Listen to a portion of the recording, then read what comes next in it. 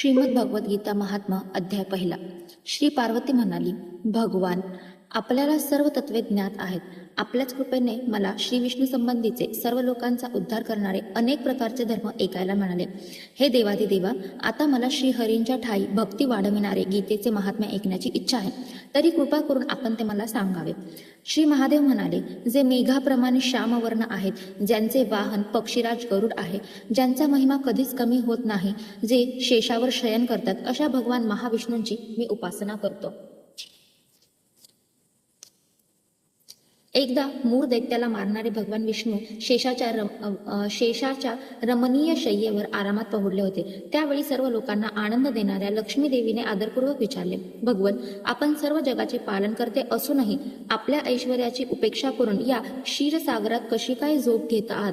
श्री भगवान म्हणाले, देवी, मी झोप नाही घेत तर तत्वदर्शी अंतदृष्टीने स्वतःच्याच ईश्वरी तेजाचा साक्षात्कार करीत आहे.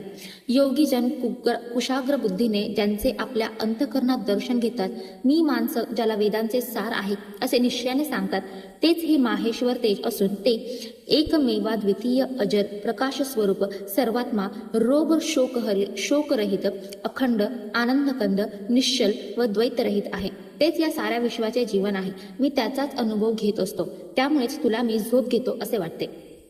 श्री लक्ष्मी म्हणाली, ऋषिकेशा, आपणच तर योग्यांचे ध्येय आहात. असे असून आपल्याखेरीज ध्यान करण्याजोगे दुसरे एखादे तत्व आहे हे ऐकून मी तर बुचकाळ्यात पडले. या चराचर जगताची उत्पत्ती, स्थिती आणि संहार करणारे आपणच आहात. आपण सर्व समर्थ आहात. असे असूनही जर आपण त्या परमतत्वाहून निराळे असाल तर त्या परमतत्वाचा बोध मलाही करून द्या ना. श्री भगवान म्हणाले, प्रिये, आत्मा हा द्वैत अद्वैत भाव अभाव आदी अंत यांनी रहित आहे. तो परमानंद स्वरूप असून शुद्ध ज्ञानाच्या प्रकाशात त्याचा साक्षात्कार होतो. त्याच्यासारखा सुंदर कोणीच नाही. तेच माझे ईश्वरी रूप आहे. त्या आत्म्याचे एकमेवा द्वितीय स्वरूपच प्रत्येकाने जाणून घेतले पाहिजे. गीतेमध्ये हेच सांगितले आहे. परम तेजस्वी भगवान विष्णूंचे हे बोलणे ऐकून लक्ष्मी देवीला शंका येऊन तिने विचारले, भगवन, जर आपले स्वरूप स्वतःच परमानंद स्वरूप व मन वाणीला न कळणारे आहे तर गीतेने तरी त्याचे ज्ञान कसे करून दिले? आपण माझ्या या शंकेचे निवारण करा. श्री भगवान म्हणाले, सुंदरी, ऐक, गीतेत माझे रूप कसे आहे ते सांगतो.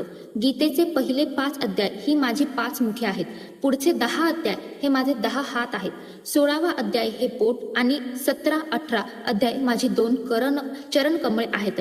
अशा रीतीने 18 अध्यायांची गीता ही ईश्वराची वाङ्मयी मूर्ती आहे.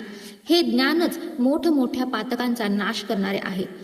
जो सात्विक बुद्धीचा मनुष्य गीतेचा 1 किंवा अर्धा अध्याय अथवा 1 अर्धा वा पाव श्लोक दररोज म्हणेल तो सुशर्म्याप्रमाणे मुक्त होईल. श्री लक्ष्मीने विचारले, देवा, सुशर्मा हा कोण होता? कोणत्या जातीचा होता आणि त्याला कशामुळे मुक्ती मिळाली? श्री भगवान म्हणाले, प्रिये, सुशर्मा हा अत्यंत नीच होता. तो पाप्यांचा मुकुटमणीच होता म्हणा ना. त्याचा जन्म वेदपाठ न करणाऱ्या व क्रूर कर्मे करणाऱ्या एका ब्राह्मण कुळात झाला होता. तो स्वतः देखील ध्यान, जप, होम किंवा अतिथी सत्कार यांपैकी काहीच करत नसे. तो विषय लंपट असल्यामुळे सतत विषय सेवनातच गडून गेलेला असे. शेतात नांगर धरणे व पाणी विकणे यावरच तो आपला उदरनिर्वाह चालवित असे. तो मद्य पित असे व मांसाहार करीत असे. अशा रीतीने वागण्यात त्याचे बरेच आयुष्य निघून गेले. एके दिवशी तो मूर्ख सुशर्मा पाने तोडण्यासाठी एका ऋषींच्या आश्रमाजवळ फिरत होता. त्यावेळी एक काळा नाग त्याला चावला आणि तो मरण पावला. त्यानंतर तो अनेक नरकांत जाऊन तेथील यातना भोगून जन्म घेण्यासाठी पुन्हा पृथ्वीवर आला आणि बैलाच्या जन्माला गेला. पुढे एका पांगळ्याने आपल्याला बसण्यासाठी तो विकत घेतला. बैलाने मोठ्या कष्टाने त्याचे ओझे 7-8 वर्ष वाहिले. एके दिवशी त्या पांगळ्याने एका उंच जागी त्या बैलाला बराच वेळपर्यंत वेगाने फिरवले. त्यामुळे थकून जाऊन तो बैल जमिनीवर धाडकन कोसळला आणि मूर्छित झाला. त्यावेळी त्याला पाहण्यासाठी कुतूहलाने बरेच लोक एकत्र गोळा झाले. त्या घोळक्यातील एका पुण्यात्माने त्या बैलाचे कल्याण करण्यासाठी त्याला आपले पुण्य दान केले. ते पाहून इतरही काही माणसांनी आपण केलेले पुण्य आठवून त्याला दान दिले. त्या गर्दीत एक वेश्या उभी होती. तिला आपण काही पुण्य केल्याचे आठवत नव्हते. तरीही लोकांचे पाहून तिनेही त्याला अज्ञात पुण्यदान केले. नंतर यमदूतांनी त्या मेलेल्या बैलातील जीवाला प्रथम यमपुरीत नेले. परंतु तो जीव वेश्येने दिलेल्या पुण्याने पुण्यवान झाला होता, म्हणून त्याला नरकात न पाठवता पुन्हा भूलोकावर पाठवले. येथे तो एका कुलशील संपन्न ब्राह्मणाच्या पोटी जन्मला. विशेष म्हणजे त्याला त्यावेळी आपल्या पूर्वजन्माचे स्मरण होते. मोठा झाल्यानंतर आपले कल्याण ज्या पुण्याईमुळे झाले ते पुण्य कोणते हे जाणून घेण्यासाठी तो पुण्यदान करणाऱ्या त्या वेश्येच्या घरी आला व तिला त्याने विचारले, बाईक, तू मेलेल्या बैलासाठी कोणते पुण्यदान केले होतेस? वैश्या म्हणाली, तो पिंजऱ्यात बसलेला पोपट रोज काहीतरी म्हणत असतो, ते ऐकून माझे अंतकरण पवित्र झाले. त्या श्रवणाचे पुण्य मी त्याला दिले. नंतर त्या दोघांनीही त्या पोपटाला विचारले. त्यावेळी त्या पोपटालाही त्याच्या पूर्वजन्माचे स्मरण होऊन तो आपला पूर्व इतिहास सांगू लागला.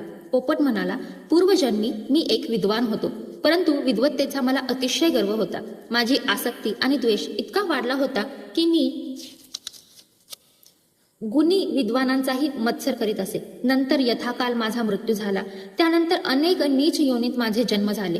होता होता मी या लोकी पोपट होऊन जन्माला आलो. सद्गुरूंची मी खूप निंदा केल्यामुळे मला हा जन्म आला. मी पापी असल्यामुळे लहानपणीच माझे माता पिता मरण पावले. एका उन्हाळ्यात मी तापलेल्या वाटेवर पडलो होतो. तेथून काही दयाळू ऋषींनी मला उचलून आश्रमात नेले व एका पिंजऱ्यात ठेवले. त्या आश्रमात अनेक महात्मे राहत होते.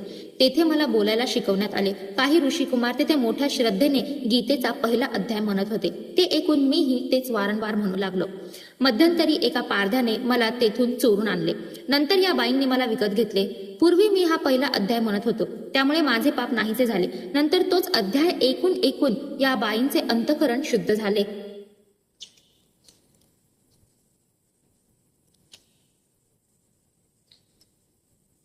आणि या गीता श्रवणाचे पुण्य तिने बैलाला दिल्याने तो बैल झालेल्या पापी सुशर्म्याचेही पाप नाहीसे झाले. अशा रीतीने नंतर ती वैश्या, पोपट व ब्राह्मण आपापसात गीतेच्या पहिल्या अध्यायाच्या महात्म्यासंबंधी बोलत व त्याची स्तुती करत आपापल्या घरी गीतेचा अभ्यास करू लागले. होता होता भगवत कृपेने त्यांना ज्ञान प्राप्त झाले. म्हणून जो कोणी गीतेचा पहिला अध्याय म्हणतो, ऐकतो व त्याचा अभ्यास करतो, त्याला हा भवसागर पार करणे मुळीच कठीण नाही.